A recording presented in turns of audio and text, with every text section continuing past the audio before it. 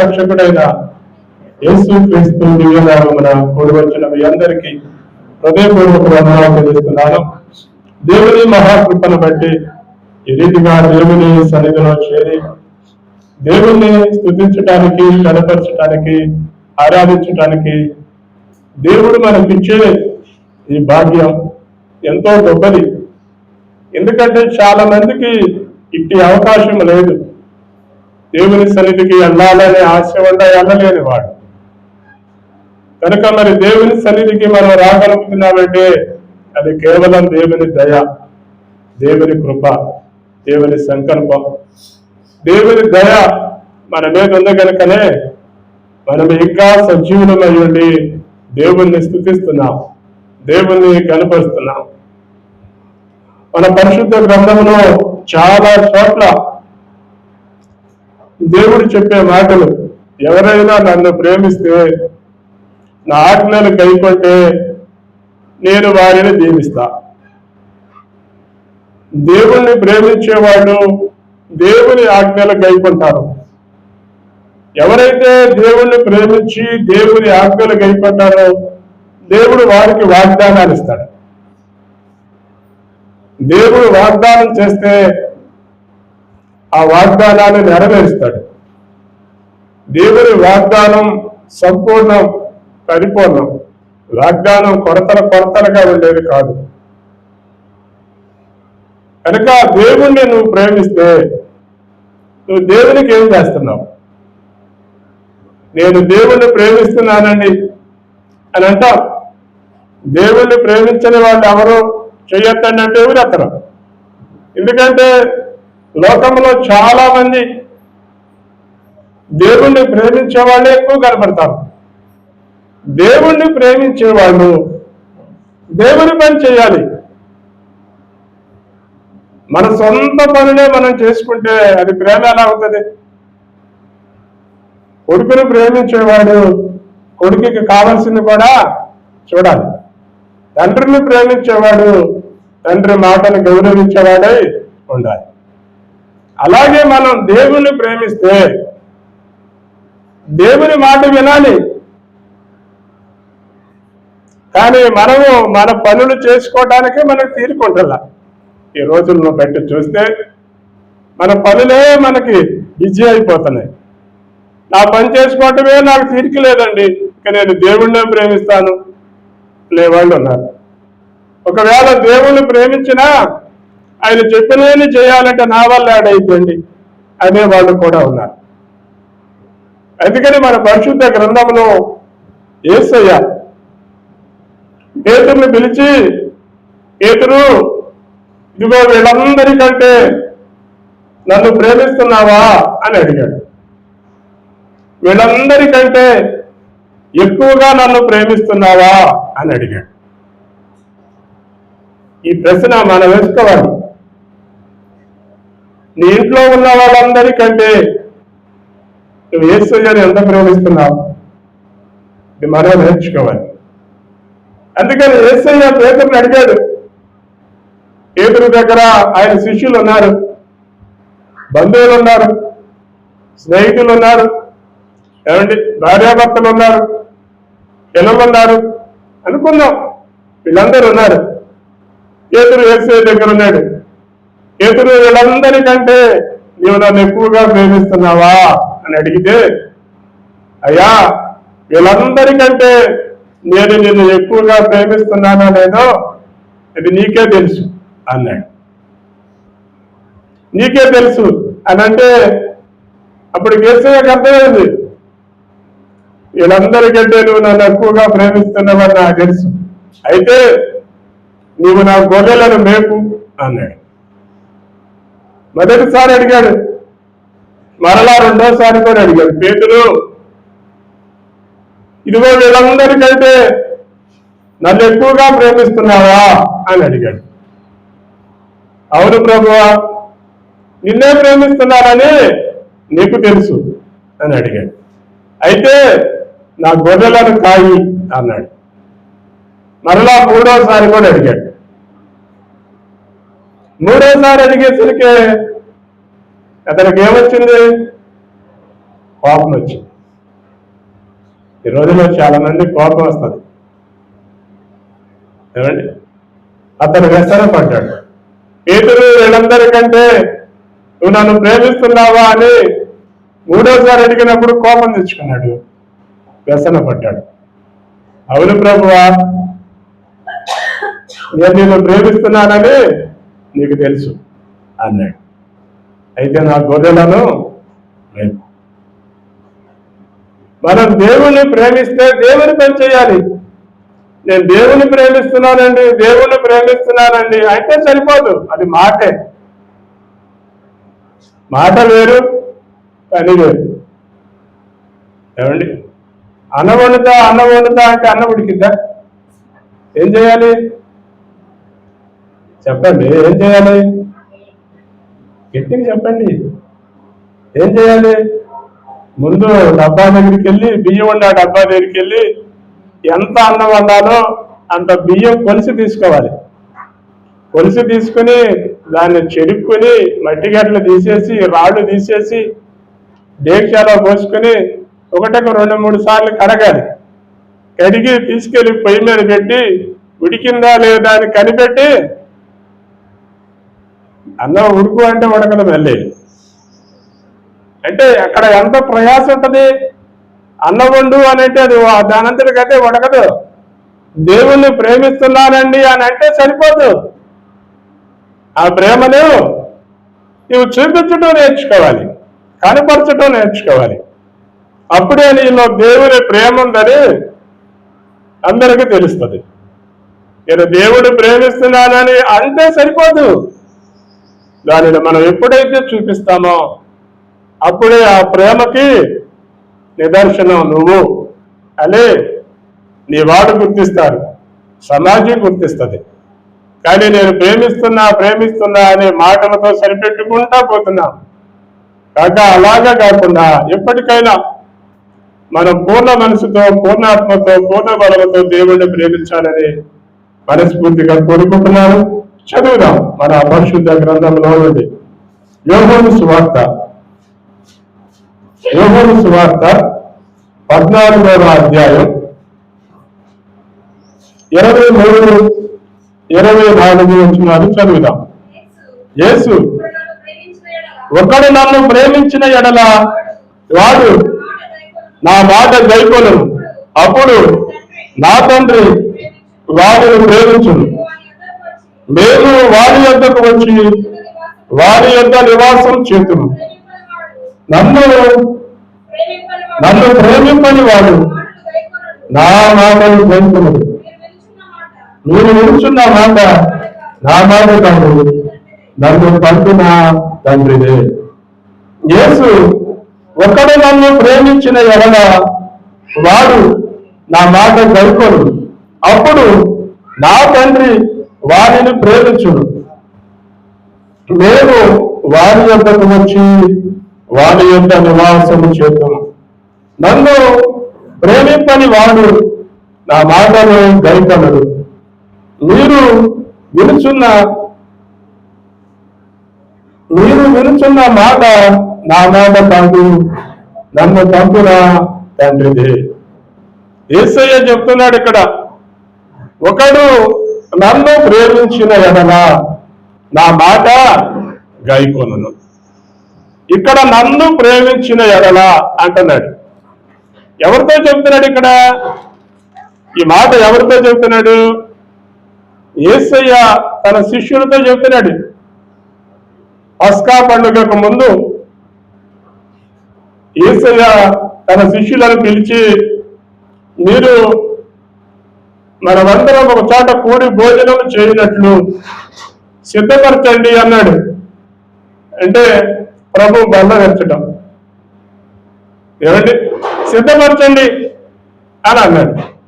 బైబిల్లో చాలా చోట్ల మనం చూస్తాం. ఒక మేడ గదిలో సిద్ధపరిచారు, ఒక గదిలో సిద్ధపరిచారు, వాళ్ళు రొట్టె విరిచారు, దేవుణ్ణి స్తుతించారు, మనం చదువుతూ ఉంటాం.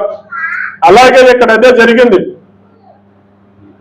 యేసయ్య చెప్పాడు, మీరు భోజనం సిద్ధ చేయండి, మనమందరము అక్కడ కూడి భోజనం చేద్దాం అన్నాడు. పస్కా పండుగకు ముందు వాళ్ళందరూ ఏమండి ఒక బల్ల వేసుకుని కుర్చీలు ఎట్లు వేసుకుని చుట్టూరు కూర్చున్నారు. కూర్చున్నప్పుడు జరుగుతున్న సంభాషణ ఇక్కడ మనం 13వ అధ్యాయంలో ఉంటుంది. ఇక్కడ ఇదే పక్కన 13వ అధ్యాయంలో ఉంటుంది. వాళ్ళు భోజనం చేయించుండగా యేసయ్య వాళ్ళతో కొన్ని మాటలు చెప్పాడు. ఏమని చెప్పాడంటే, మీరు కలవరపడొద్దు, భయపడొద్దు, నన్ను అప్పగించేవాడు మీలోనే ఉన్నాడు, నన్ను మీలో ఒకడు అప్పగిస్తాడు అని చెప్పాడు.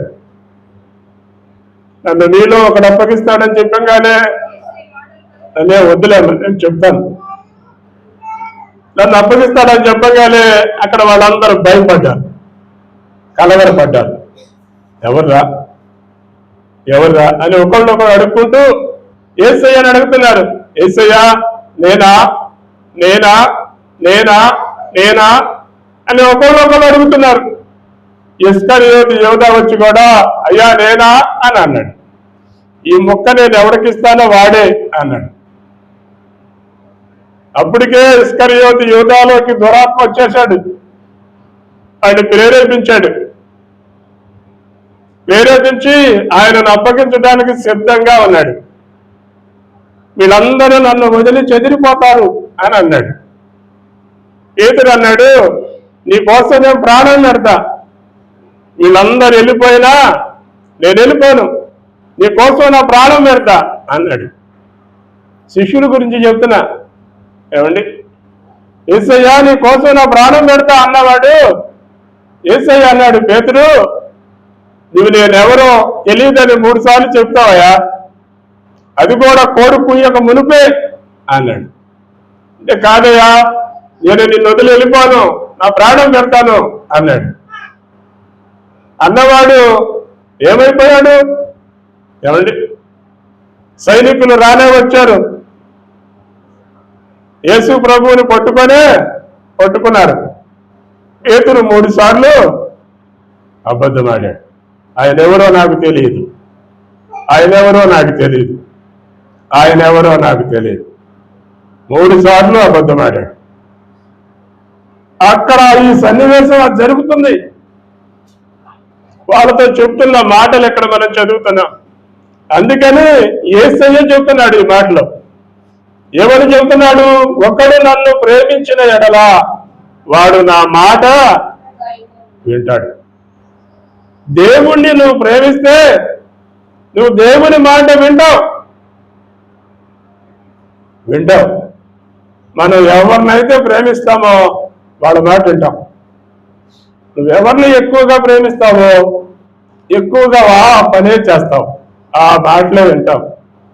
ఇంకా 2, 3, 4, 5 అన్నీ నీకు లెక్కలోకి రావు. అందుకనే మనం మొట్టమొదటిగా ప్రేమించాల్సింది దేవుణ్ణే. దేవుడు నీకు ప్రథమ స్థానమై ఉంటే నీ కుటుంబంలో కొరతలు ఉండవు, లోట్లు ఉండవు. కానీ మనం మొట్టమొదటి స్థానం దేవునికి ఇవ్వం. దేవుణ్ణి ఎన్నో స్థానంలో పెడతామో మనమే ఆలోచించుకోవాలి. 1లో ఉంచావా, 2లో ఉంచావా? ఒక ఆమె 9వ స్థానం పెట్టిన యేసయ్య ఫోటో. ఆమె ఇక్కడ నుంచి అక్కడ దాకా ఫోటోలు పెట్టింది. అక్కడి నుంచి ఉన్న ఫోటోలో 9వ ఫోటో ఉంది యేసయ్యది. అంటే ఆమెకి యేసయ్యకు 9వ స్థానం ఇచ్చింది. మరి నీకెన్నో స్థానం ఉందో? అందుకని మనం ఇక్కడ చదువుతున్నాం, ఎవడైతే దేవుణ్ణి ప్రేమిస్తాడో వాడు దేవుని మాట వింటాడు, దేవుని ఆజ్ఞలు గైకొంటాడు. దేవుని ఆజ్ఞలు అనంటే మనకి మొట్టమొదటిగా గుర్తొచ్చేది ఏంటంటే 10 ఆజ్ఞలే. 10 ఆజ్ఞలని దేవుడు 2 చేశాడు. 2 చెప్పండి, ఏం చేశాడు? నీ దేవుడైన యెహోవాను నీ పూర్ణ మనసుతో, పూర్ణాత్మతో, పూర్ణ బలముతో ప్రేమించాలి. ఇది మొదటిది. 2వది నిన్ను వలె నీ పొరుగువాన్ని. ఈ 2 10 ఆజ్ఞల్ని 2 చేశాడు. ఇప్పుడు ఎవడైతే నేను దేవుణ్ణి ప్రేమిస్తున్నాను అని అంటాడో, దేవుణ్ణి ప్రేమించేవాడు ఎవరిని ప్రేమిస్తాడు? ఎవరిని ప్రేమించాలి? ఎవరిని? దేవుణ్ణి ప్రేమిస్తున్నా అనేవాడు ఎవరిని ప్రేమించాలి? నీ పొరుగోళ్ళను ప్రేమించాలి. అది మనం పొరుగోళ్ళను ప్రేమించాం. భర్తను ప్రేమిస్తాం, భార్యను ప్రేమిస్తాం, పిల్లలను ప్రేమిస్తాం, బంధువులను ప్రేమిస్తాం, స్నేహితులను ప్రేమిస్తాం. పొరుగోళ్ళని ప్రేమిస్తావా? అందుకని యేసయ్య చెబుతున్నాడు ఇక్కడ. ఏమని చెబుతున్నాడు? నీ భర్తను ప్రేమించడమే కాదు, భార్యను ప్రేమించడమే కాదు, పిల్లల్ని ప్రేమించడమే కాదు. ఇక్కడ ఒక ప్రశ్న ఉంది, ఏమండి? ఇంకో ప్రశ్న. యేసు ప్రభు ఏం చెప్పాడంటే నిన్ను వలే అన్నాడు. నిన్ను నువ్వు ఎలా ప్రేమిస్తావో అలాగూ పొరుగుని ప్రేమించు అన్నాడు. నిన్ను వలే నీ పొరుగు వారిని ప్రేమించు. నిన్ను వలే. నిన్ను ప్రేమించుకున్నంతగా భర్తను ప్రేమించే వాళ్ళే లేరు. సమాజం గురించి చెప్తున్నా, ఏమండి? నన్ను నేను ప్రేమించుకున్నంతగా నా భార్యను ప్రేమించలేను, పిల్లల్ని ప్రేమించలేను, ఇంకా సమాజాన్ని ఏం ప్రేమిస్తాను? ఈ లోకంలో జరుగుతున్నదే, ఏమండి? ఈ సమాజంలో జరుగుతున్నదే. కానీ నిజమైన ప్రేమ సమాజంలో ఉన్న ప్రతి ఒక్కరిని ప్రేమిస్తాం. అందుకనే మనం చదువుదాం, ఆ వాక్యాన్ని చదువుదాం, అప్పుడు మనకు అర్థమవుతుంది. యోహాను రాసిన మొదటి పత్రిక 2వ అధ్యాయం 3 నుంచి 6వ వచనం వరకు చదువుదాం. యోహాను రాసిన మొదటి పత్రిక 2వ అధ్యాయము 3 నుంచి 6వ వచనం వరకు చదువుదాం. మరియు మనం ఆయన ఆజ్ఞలను గైకొనిన ఎడల దీని వలననే ఆయనను ఎరిగి ఉన్నామని తెలుసుకొనుము. ఆయనను ఎరిగి ఉన్నానని చెప్పుకొనుచు ఆయన ఆజ్ఞలను గైకొనని వాడు అబద్ధికుడు, వారిలో సత్యము లేదు. ఆయన వాక్యము ఎవడు గైకొనునో వారిలో దేవుని ప్రేమ నిజముగా పరిపూర్ణమాయను. ఆయన యందు నిలిచి ఉన్నానని చెప్పుకొని వాడు ఆయనను ఎలాగూ చూచుకొనునో నడుచుకొనునో అలాగే మనమును నడుచుకొన భక్తులమై ఉన్నాము. మనం ఆయన యందు ఉన్నామని దీని వలన తెలుసుకొనుచున్నాము. ఇక్కడ మనం చదువుతున్నాం, ఎవరు చదువుతున్నాం? మరియు మనం ఆయన ఆజ్ఞలను గైకొని ఎడల దీని వలననే ఆయనను ఎరిగి ఉన్నామని తెలుసుకుందాము. ఆయనను ఎరిగి ఉన్నానని చెప్పుకొనుచు ఆయన ఆజ్ఞలను గైకొనని వాడు అబద్ధికుడు. ఆయన ఆజ్ఞలు రెండే నేను చెప్పింది. యేసయ్య కూడా రెండే చెప్పాడు. ఆయన ఆజ్ఞలలో మొదటిది, నీ దేవుడైన ప్రభువును నీ పూర్ణ హృదయముతో, పూర్ణ ఆత్మతో, పూర్ణ బలముతో, పూర్ణ వివేకముతో ప్రేమించు. రెండవది, నిన్ను వలె నీ పొరుగు వారిని ప్రేమించు. ఈ రెండే. ఎంతమంది దేవుణ్ణి పూర్ణ బలముతో, పూర్ణాత్మతో, పూర్ణ శక్తితో, పూర్ణ వివేకంతో ప్రేమిస్తారు? ఎంతమంది దేవుణ్ణి ప్రేమిస్తారు? నేను దేవుణ్ణి ప్రేమిస్తున్నానండి అంటే, నువ్వు దేవుణ్ణి ప్రేమిస్తున్నావంటే దేవుని ఆజ్ఞలను గైకొనుచున్నావని అర్థం. దేవుని వాక్యం నీలో ఉన్నదని అర్థం. దేవుడు నీలో ఉంటే నువ్వు ఎలాంటి వాడు అవుతావు అన్నాడు? దేవుని వాక్యం నీలో ఉంటే నీవు పరిపూర్ణుడవదువు అన్నాడు. ప్రత్యేక మనం చదివాం, ఆయన ఆజ్ఞలు ఎవడు గైకొనుడో వాడు అబద్ధికుడు, వాడిలో సత్యము లేదు.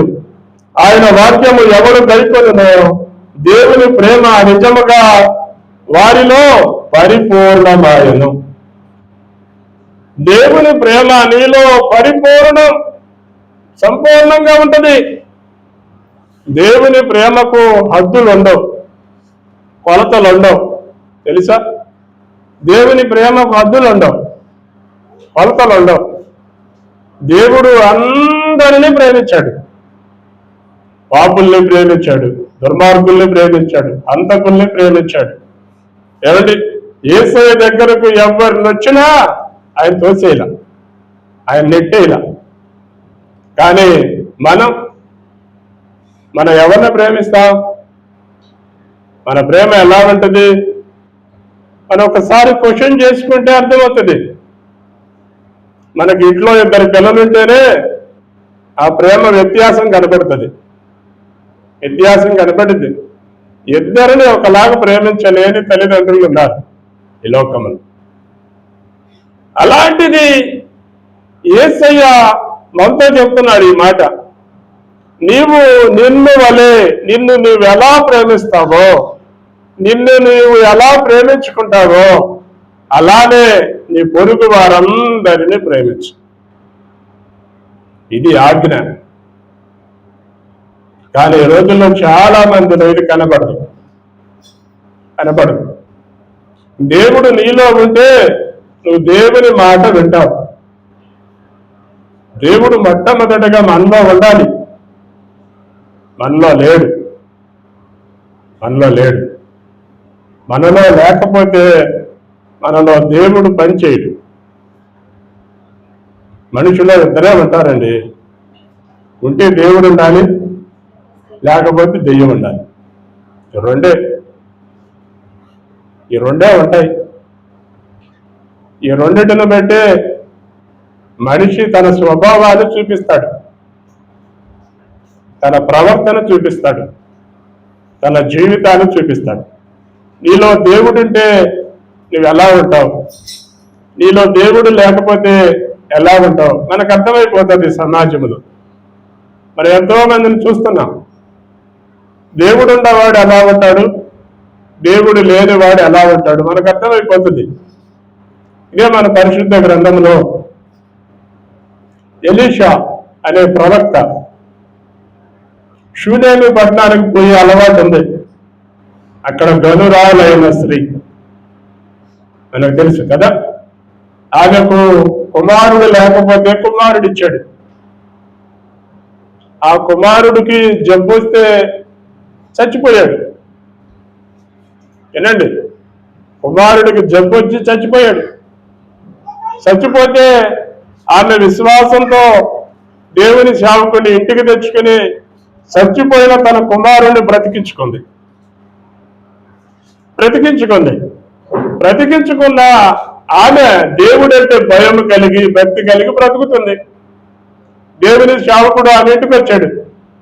ఆమె ఇంటికి వచ్చి, అమ్మా ఇదిగో ఈ దేశంలో కరువు రాబోతుంది కనుక నువ్వు ఈ దేశాన్ని వదిలి నీ ఇష్టం వచ్చిన ప్రాంతానికి వెళ్ళిపో అన్నాడు. అంతే. ఆమె ఫిలిప్పీల దేశానికి పోయింది. దేవుని సేవకుడు మాట వింది. అంటే దేవుడు భయం నీలో ఉంటే, దేవుడు నీలో ఉంటే నువ్వు దేవుని మాట వింటావు. చాలా మంది దేవుని మాట వినరు. దేవునికి వ్యతిరేకంగా బ్రతుకుతారు. ఆమె దేవుని సేవకుడు మాట విని ఆ దేశానికి పోయి 7 సంవత్సరాలు ఉండి మరలా తిరిగి వచ్చింది. తిరిగి మరలా ఎడకు రావాలి, రాజు దగ్గరికి వెళ్ళాలి. ఆ అన్ని సంవత్సరాలు ఆమె ఇంటిని, ఆమె పొలాన్ని, ఆమె ఆస్తిని రాజు స్వాధీనం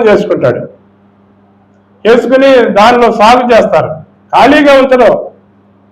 అందుకని రాజు దగ్గరకు వచ్చింది సరాసరిగా. అప్పుడు రాజు గ్యాలజీ మాట్లాడుకుంటున్నారు.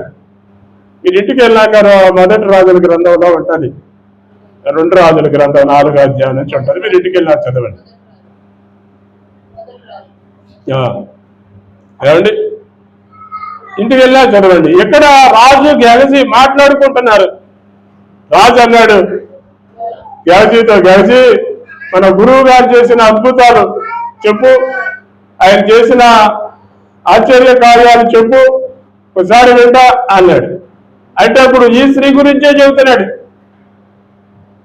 అయ్యా మేము పట్టణానికి పోతే ఆమె మమ్మల్ని ఎంతో కనపరిచింది, ఇంటికి చేర్చుకుంది, మాకు రోజు భోజనం పెట్టింది. గురువు గారు ఆమెకి కుమారుడు కావాలని అడిగినప్పుడు గురువు గారిని కుమారుడు ఇచ్చాడు, ఆమె చచ్చిపోతే, ఆ కుమారుడు చచ్చిపోతే బ్రతికిచ్చాడు అని చెబుతున్నాడు. చెబుతున్న సమయంలో వచ్చింది రాజుగారి ముందు నుంచింది. రాజా నేను చెబుతున్నానే ఆ స్త్రీ ఈమె అన్నాడు. అనగానే అప్పుడు ఆమె చెబుతాం ప్రారంభించింది. అందుకని అమ్మా నువ్వు ఇప్పుడుదే గాడకపోయావు అని అంటే, అయ్యా ఎలీషా గారు ఈ దేశంలో కరువు రాబోతుంది, నీకు ఇష్టం వచ్చిన ప్రాంతానికి వెళ్ళిపోమన్నాడు, అందుకే నేను వెళ్ళిపోయా.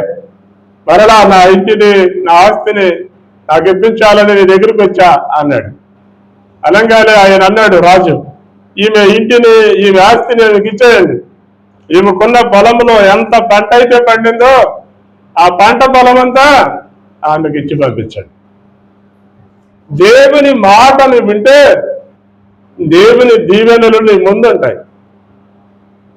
కానీ మనం దేవుని మాట వినం. నువ్వు దేవుని మాట వింటూ నేర్చుకో. యేసయ్య ఏం చెప్పాడు? ఎవడైతే నా మాట వింటాడో అన్నాడు, నేను లేకుండా ఎవడు పరలోకం వెళ్ళడు అన్నాడు. నువ్వు పరలోకం వెళ్ళాలంటే యేసు లేకుండా పరలోకం వెళ్ళలేవు. నీ జీవితంలో యేసు లేకపోతే నువ్వు నిత్య రాజ్యానికి వారసుడు కాలేవు. గుర్తుపెట్టుకోండి, ఇక్కడ అదే రాశాడు. ఏమండి? యేసయ్య నేనే మార్గం, నేనే సత్యం, నేనే జీవం, నా ద్వారా తప్ప ఎవరు పరలోకం వెళ్ళలేడు. 14వ అధ్యాయంలో యోహాను సువార్త 14వ అధ్యాయం 6వ వచనంలో మనం చదువుతాం. యేసు యోహాను సువార్త 14వ అధ్యాయం, యేసు నేనే మార్గమును సత్యమును జీవమును, నా ద్వారానే తప్ప ఎవడు పరలోకం వెళ్ళలేడు, ఎవడు వెళ్ళలేడు. యేసయ్య నీలో లేకుండా నేను దేవుణ్ణి ప్రేమిస్తున్నా అంటే అది కుదిరే పని కాదు. యోహాను సువార్త క్షమించాలి, మొదటి యోహాను పత్రికలో ఏమని రాశాడు? ఎవడైనా నేను దేవుణ్ణి ప్రేమించుచున్నానని చెప్పి, యోహాను మొదటి పత్రిక 4వ అధ్యాయం 20వ వచనాన్ని చదువుదాం. ఎవడైనా నేను దేవుణ్ణి ప్రేమించుచున్నానని చెప్పి తన సహోదరుని ద్వేషించిన ఎడల అతడు అబద్ధికుడను. తన సహోదరుని ప్రేమింపని వాడు తాను చూడని దేవుణ్ణి ఎలా ప్రేమింపగలడు? దేవుని ప్రేమించువాడు తన సహోదరుని కూడా ప్రేమింపగలమని ఆజ్ఞను మనం ఆయన మరణ పొంది ఉన్నాము. స్పష్టంగా రాశాడు ఇక్కడ. ఎవడైనా నేను దేవుణ్ణి ప్రేమించుచున్నానని చెప్పి తన సహోదరుని ద్వేషించిన ఎడలా వాడు అబద్ధికుడు. అబద్ధికులకి పరలోకంలో స్థానం ఉండదు. అబద్ధికులందరూ నరకానికే పోతారు. అందుకని మనం ఒక్కటే నేర్చుకోవాలి, దేవుణ్ణి నువ్వు ప్రేమిస్తే నువ్వు దేవుని పని చేయాలి. దేవుని పని, నువ్వు దేవుని పని ఏం చేస్తున్నావు చెప్పండి. ఈ రోజుల్లో దేవుని పని చేయటం అంటే ఏంది? దేవుని పని చేయటం అంటే ఏంటి? దేవుని పని చేయటం అంటే ఏం లేదు, నీ సాక్ష్యాన్ని నువ్వు కాపాడుకోవటమే. నీ సాక్ష్యాన్ని ఎదుటి వారికి నువ్వు చూపించటమే. నువ్వు ఎలా మార్పు చెందావో, ఎలా మారు మనసు పొందావో, ఎలా దేవుణ్ణి ఆరాధిస్తున్నావో అదని పక్కనున్న వాళ్ళే చెప్పటమే. అంతకు మించి ఇంకా నువ్వు చెప్పాల్సింది ఏం లేదు. నేను ఒకసారి 2 సార్లు చెప్పుకుంటా. బ్లైండ్ అయినా అనే ఈ అమ్మాయి చిన్నపిల్ల, ఏమండి యవనస్తురాలు కూడా అంటానికి లేదు. 12, 13, 14 సంవత్సరాల లోపు అమ్మాయి అంటే సండే స్కూల్ అమ్మాయి. ఈ అమ్మాయి ఈ అమ్మాయి బానిస పిల్ల.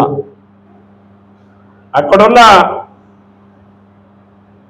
రోమా ప్రాంతంలో ఎవరో ధనవంతురాలు ఈ అమ్మాయిని బానిసగా తెచ్చుకుంది. ఆమె దేవుణ్ణి నమ్మి క్రైస్తవురాలయ్యింది.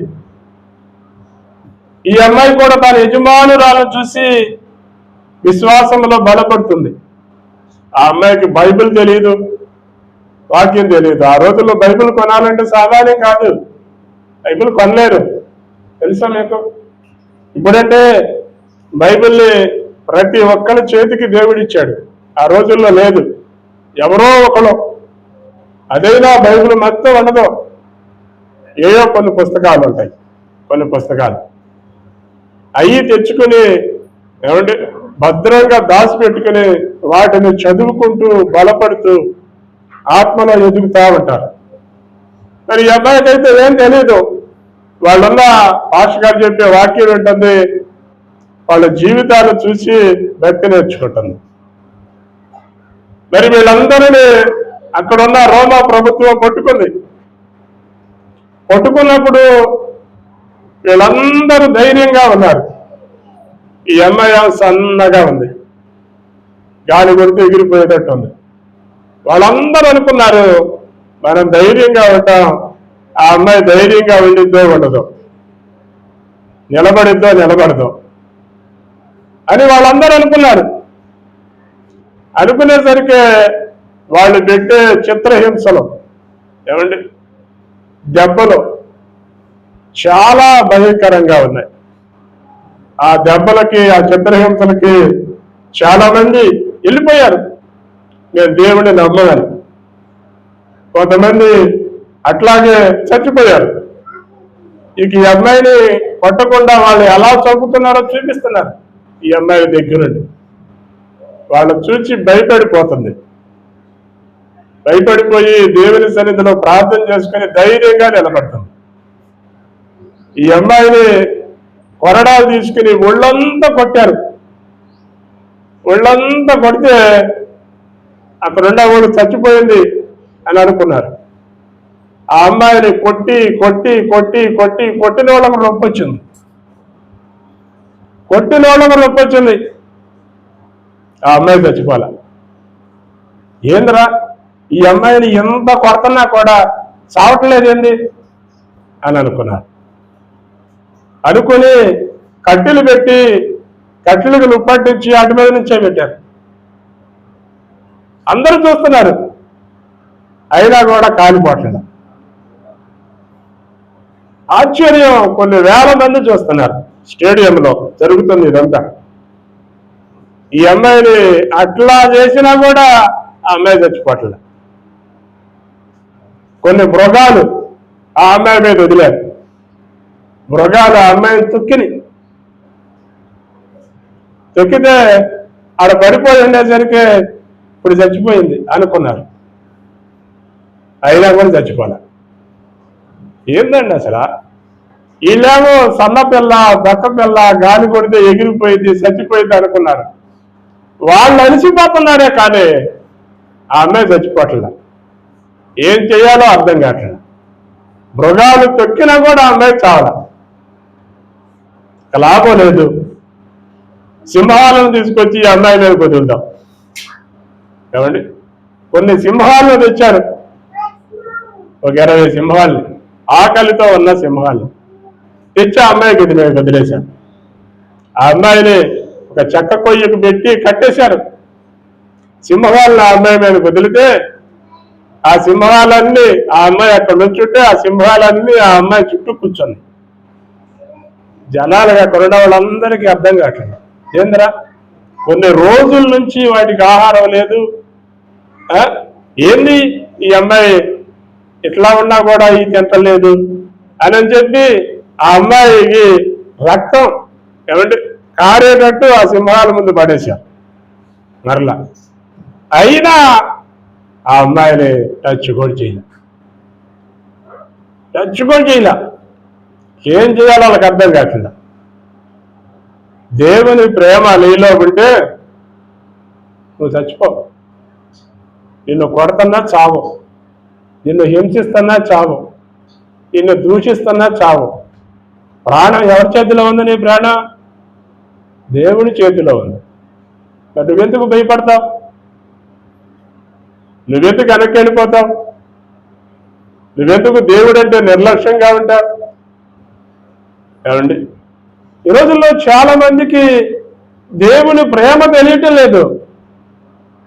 ఆ అమ్మాయిని సింహాలు దగ్గర వదిలేసినా కూడా ఒక్క సింహం కూడా ఆ అమ్మాయి టచ్ చేయలేకపోయింది. ఏం చేయాలో వాళ్ళకి అర్థం కాక ఒక కుర్చీని, ఇనప కుర్చీ తెచ్చి బాగా కాల్చారు, కింద మంట పెట్టారు. ఆ కుర్చీ అంతా ఎర్రగా అయిపోయింది.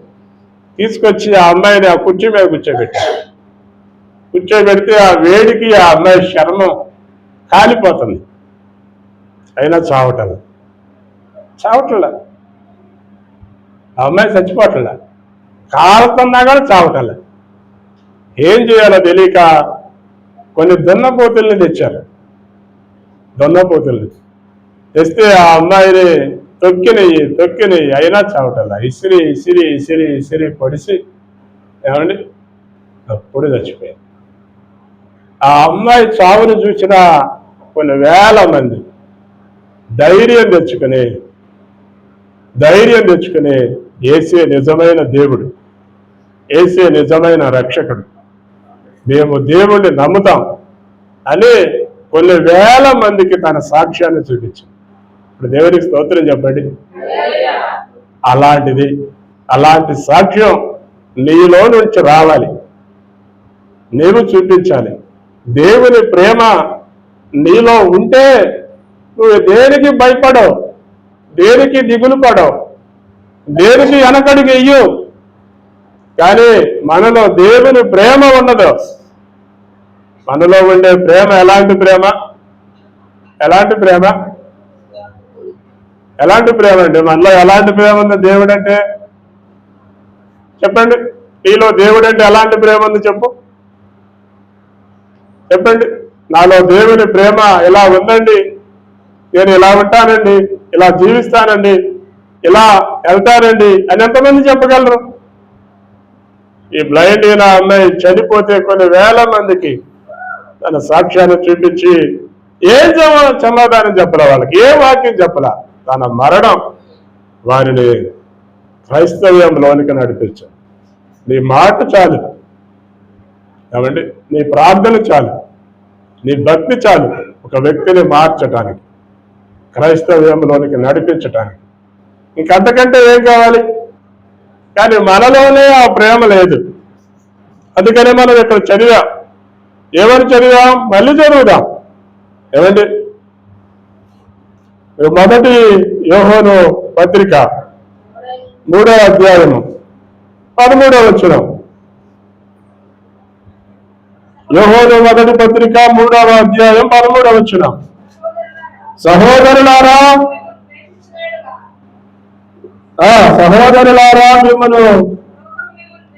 లోకము మిమ్మలను ద్వేషించిన ఎడల ఆశ్చర్యపడుకుడి. మనం సహోదరులను ప్రేమించుచున్నాము గనక మరణములో నుండి జీవములోనికి దాటి ఉన్నామని ఎరుగుదుము. ప్రేమ లేని వాడు మరణమందు నిలిచి ఉన్నాడు. సహోదరులారా, మనము దేవుణ్ణి ప్రేమించుచున్నాము గనక మరణములో నుండి జీవములోనికి దాటి ఉన్నాం. దేవుణ్ణి ప్రేమించడం అంటే ఏం చెప్పాను? దేవుణ్ణి ప్రేమించడం అంటే నిన్ను వలేని పొరుగు వారిని ప్రేమించటం. నిన్ను నువ్వు ఎలా ప్రేమిస్తావో ఏమండి అలాగూ నీ పక్కనున్న వారిని ప్రేమించు. ఈ రోజుల్లో మనలను మనం ప్రేమించుకున్నట్లు భర్తనే ప్రేమించలేం, భార్యనే ప్రేమించలేం, పిల్లలనే ప్రేమించలేం. కానీ నిజమైన క్రైస్తవుడు ప్రేమించాలి, అందరినీ ప్రేమించాలి. ఆ ప్రేమలో స్వార్థం ఉండకూడదు, ఆ ప్రేమలో కక్ష ఉండకూడదు, ఆ ప్రేమలో త్యాగం ఉండాలి. యేసయ్య ప్రేమ ఏమండి ఫిలిప్పీలకు రాసిన పత్రికలో ఉంటది. నేను ముగించేస్తా. ఫిలిప్పీయులకు రాసిన పత్రిక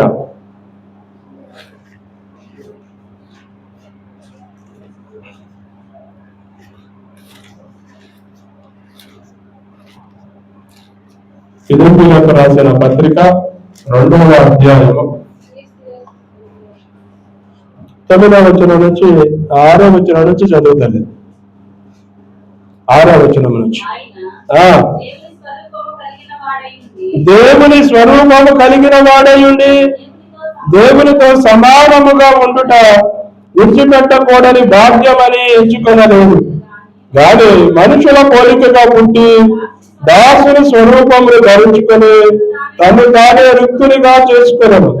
మరియు ఆయన ఆకారమందు మనుషుడిగా కనబడి మరణము పొందినందుగా, అనగా శిలువ మరణము పొందినందుగా విజయత చూపిన వాడై తను తాను తగ్గించుకున్నాను. అందుచేతను పరలోకమందున్న వాడిలో గాని, భూమి మీద ఉన్న వాడిలో గాని, భూమి కింద ఉన్న వాడిలో గాని ప్రతి వాడి మోకాలును యేసు నామమున వంగునట్టును, ప్రతి వాడి నాలుకలు తండ్రి అయిన దేవుని మహిమార్థమై యేసు క్రీస్తు ప్రభువారి ఒప్పుకొనున్నట్టును దేవుడు ఆయనను అధికముగా హెచ్చించి ప్రతి నామమునకు పరిణామమును ఆయనకు అనుగ్రహించెను. క్రీస్తు యేసునకు కలిగిన ఈ మనసు ఏంది? యేసయ్య మనసు అనంటే శిలువ మరణము పొందినంతగా. శిలువ మరణం అంటే సామాన్యమైనది కాదది, మనం అనుకున్నంత తేలికైంది కాదు. శిలువ మరణం ఎవరికి ఇస్తాను? ఆ రోజుల్లో ఎవరికి? దేశద్రోహులకి, బందిపోట్లకు, ఏమండి ఉగ్రవాదులకు, ఏమండి రోమా ప్రభుత్వానికి వ్యతిరేకంగా ఉండే వాళ్ళకి శిలువ మరణం. శిలువ మరణం అంటే నీకు ఎక్కడైతే శిక్ష వేస్తాడో అక్కడ నుంచి ఆ శిలువను నువ్వే మోసుకుని నిన్ను ఎక్కడ శిలువేస్తాడో అక్కడికి తీసుకెళ్ళాలి. అక్కడి నుంచి నువ్వు మోసుకుంటూ వెళ్తా ఉంటే రోడ్డు మీద ఉన్న ప్రజలు నిన్ను చూచి హేళన చేస్తారు, నిన్ను చూచి రాళ్లతో కొడతారు, నిన్ను చూచి నిందిస్తారు, నిన్ను చూచి అవమానపరుస్తారు, నిన్ను చూచి అనేకమైన దుర్భాషలాడుతూ ఉంటారు. అయినప్పటికీ యేసయ్య మన కోసమే. అక్కడ చాలా మంది దూషిస్తున్నారు, నువ్వు నిజంగా దేవుని కుమారుడు కదా, ఈ శిలువ నుంచి తప్పించుకోవచ్చు కదా, దేవుడు నువ్వు కోరితే ఏదైనా చేస్తాడు కదా అలే, వాడు దేవుని కుమారుడు కాదు అని నిందించే వాళ్ళు ఎంతో మంది ఉన్నారు. అప్పుడే కాదు ఇప్పుడు కూడా నిందిస్తున్నారు. 3 మేకులు పీక్కోలేని వాడు దేవుడా అని ఇప్పుడు కూడా క్వశ్చన్ వేస్తున్నారు. తెలుసా? దేవుడేంది అంత అవమానంగా చచ్చిపోవటం ఏంది అని నిందించే వాళ్ళు ఇప్పుడు కూడా ఉన్నారు. ఇప్పుడు కూడా ఉన్నారంటే వాళ్ళలో ఏమి లేదు?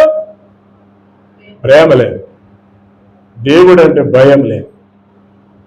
ఈ రోజుల్లో దేవుణ్ణి నమ్మే వాళ్ళలోనే ప్రేమ కనపడతలేదండి. ఆయన మన కోసమే నిందించబడి, దూషించబడి, అవమానపరచబడి, గుద్దబడి, హేళన చేయబడి సిలువను మోశాడు. సిలువను మోసి సిలువ వేయబడ్డాడు, సిలువలో మరణించాడు, సమాధి చేయబడి 3వ దినాన పునరుద్ధారుడే లేచాడు. భూమి పుట్టింది మొదలుకొని, మనుషుడు పుట్టింది మొదలుకొని, ఏమండి చచ్చిపోయి పునరుద్ధారుడై లేచిన వాడు ఇంతవరకు చరిత్రలో ఎవరు లేరు. మా దేవుడు మా దేవుడు మా దేవుడు అని చెప్పేవాళ్ళలో ఎంతమంది చెప్పగలరు? ఎంతమంది గ్రంథాలలో రాయబడి ఉంది మా దేవుడు చచ్చిపోయి పునరుద్ధారుడై లేచాడు అని? ఎంతమంది చెప్పిన వాళ్ళు ఉన్నారు? ప్రపంచంలో వీళ్ళు ఎక్కడైనా చూడండి, యేసు ప్రభు తప్ప ఇంకెవరు చెప్పిన వాళ్ళు లేరు. చెప్పినా లేచిన వాళ్ళు లేరు, లేచినా వాళ్ళ గురించి చెప్పిన వాళ్ళే లేరు. యేసు ప్రభు ఒక్కడే, ఇదిగో నేను అప్పగించబడుతున్నాను, నేను చచ్చిపోతున్నాను, నన్ను సిలువలో చంపుతారు, నన్ను సమాధి చేస్తారు, నేను 3వ దినాన పునరుద్ధానుడై లేస్తా. చాలాసార్లు తన శిష్యులతో చెప్పాడు, నేను పునరుద్ధానుడై లేస్తా, కనుక మీరు భయపడొద్దు, దిగులు పడొద్దు. ఈ లోకం నన్ను దూషించింది, ఈ లోకం నన్ను హేళన చేసింది, ఈ లోకం నన్ను నిందించింది, ఈ లోకం నన్ను చంపింది, కనుక మిమ్మల్ని కూడా చంపుతుంది, మిమ్మల్ని కూడా నిందిస్తుంది, మిమ్మల్ని కూడా అవమానపరుస్తుంది. అయితే మీరు భయపడొద్దు. యేసయ్య ముందుగానే తన శిష్యులకు చెప్పాడు. కనుక మనం ఒకటే నేర్చుకోవాలి, దేవుని ప్రేమించే నీవు దేవుని పనిచేయటం నేర్చుకో, దేవుని బిడ్డగా ఉండటం నేర్చుకో, దేవునికి శిష్యుడిగా ఉండటం నేర్చుకో. నువ్వప్పుడే నీ జీవితానికి పరిపూర్ణం. నేను దేవుణ్ణి ప్రేమిస్తున్నా అనే మాట చెప్తే అది మాటతో చెల్లిపోదు. నీ ప్రేమను నువ్వు కనుపరచాలి, నువ్వు చూపించాలి. అప్పుడే నీ ప్రేమకు పరిపూర్ణమైన జీవితం కనపరచగలుగుతాం. ప్రార్థన చేద్దాం. ఈ మధ్యాహ్న కాల సమయమున దేవుని సన్నిధిలో కూడా మనం ఒక చిన్న ప్రార్థన చేద్దాం. ఒకడు నన్ను ప్రేమించిన యెడల నా మాట గైకొను, అప్పుడు నా తండ్రి వారిని ప్రేమించును, మేము వారి యొద్దకు వచ్చి వారి యొద్ద నివాసం చేస్తాం. నువ్వు యేసయ్యను ప్రేమిస్తే, యేసయ్య మాటలను గైకొంటే, యేసయ్య నీతో నివాసం చేస్తానని వాగ్దానం చేశాడు. నువ్వు ఆయనను ప్రేమించి ఆయనను ఆజ్ఞానుసారంగా నడిస్తే ఆయన నీకు వాగ్దానం చేస్తున్నాడు, నేను నీతో ఉంటా. యేసయ్య నీతో ఉండాలంటే, యేసయ్య నీలో ఉండాలంటే నీవు ఆయనను ప్రేమించు, ఆయన ఆజ్ఞలను ప్రేమించు. నిన్ను వలె నీ పొరుగు వారిని ప్రేమించడం నేర్చుకో. వాడు ఎలాంటి వాడైనా అవచ్చు, నీ ప్రేమ, నీ కన్నీరు అతన్ని మార్చగలదు. ప్రేమ అనేకమైన దోషములను కప్పులు. నా ప్రియ సహోదరి సహోదరుడా, అమ్మా, అయ్యా, దేవుని సన్నిధిలో ఉన్న దేవుని ప్రేమిస్తున్నాను. ఆయన ఆజ్ఞలను అనుసరించు, ఆయన ఆజ్ఞలను పాటించు. నిన్ను నువ్వు ఎలా ప్రేమిస్తున్నావు అలాగే నీ పొరుగు వారిని కూడా ప్రేమించు. సహోదరుడు ప్రేమించేవాడు మరణంలో నుండి జీవంలోనికి దాటి ఉన్నాడు. నీవు మరణాన్ని జయిస్తావు, జీవంలో ఉంటావు.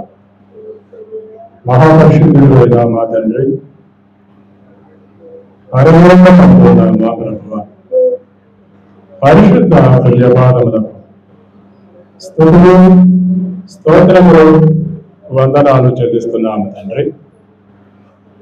మా తండ్రి, సర్వశక్తిమంతుడా, సర్వోన్నతుడా, గొప్పదేవుడా, మా రక్షకుడా యేసయ్య, స్తోత్రాలు వందనాలు చెల్లిస్తున్నాము నాయన.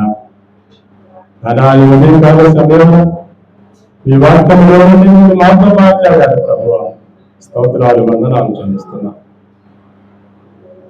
నన్ను ప్రేమించువాడు మరణంలో నుండి జీవంలోనికి దాటి ఉన్నాడని వాగ్దానం చేశారు ప్రభు. ఎవడైనా నన్ను ప్రేమిస్తే, నా మాట కైకొంటే నేను అతనితో ఉంటానని వాగ్దానం చేశారు నాయన. మీరు మాతో ఉన్నందుకు స్తోత్రాలు. యేసయ్య, ఈ ఉదయకాల సమయంలో యేసయ్య, నేను నీ మాట వింటాను, నీ ఆజ్ఞలకు నిలబడతాను, నీ వాక్యానుసారంగా నడుస్తాను, జీవిస్తాను. నన్ను వల్ల నా పొరుగు వారిని ప్రేమిస్తాను, నాకు సహాయం చేయాలి ఆయన అని ఎంతోమంది విలువలు ప్రభువాన్ని పాదాన్ని వేడుకుంటున్నాను.